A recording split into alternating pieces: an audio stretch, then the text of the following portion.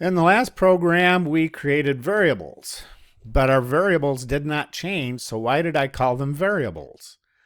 Well, I can change them. I can change this to 100, but I have to manually change it in the program, and I'm not getting any input from the user. How many programs do you run that run the same way every time?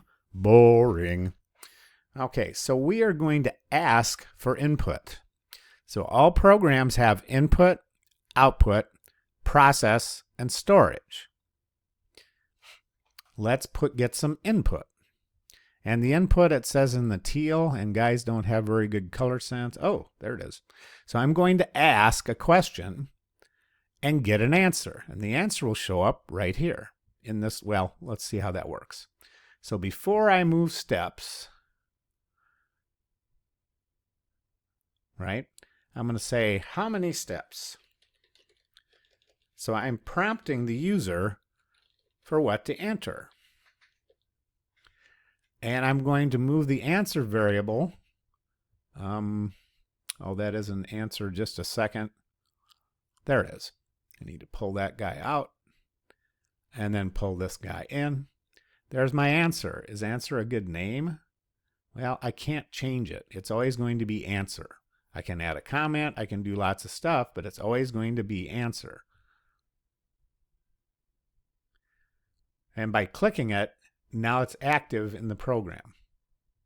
I could use another variable maybe, but I've never gotten that far with Scratch. Anyway, now we take whatever the user types in is how many steps it's going to go. Let's do the same thing with, see, we don't need steps anymore. Drag that up. I'll go back to seconds, and oh, seconds got here somewhere. Got an extra one. Notice I'm dragging these off. There we go. Uh-oh, my program stopped. Well, it's asking for input. How many steps? You can see 1,000 steps. He scoots right off there, right off the edge of the world, and falls off a cliff into the canyon. But we can bring him back. How do we bring him back, you say, you ask? This stops the execution. This starts the execution again. How do I bring him back?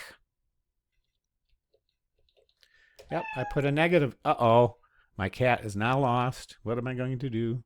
I can click the run again. If I split it in the middle, oh, that still didn't work, did it? Well, I better try again. I don't want my cat lost, so maybe I'll do minus 100. Oh, that's much better. And I can keep adjusting it until he is in the right place. I can also use a loop to do that.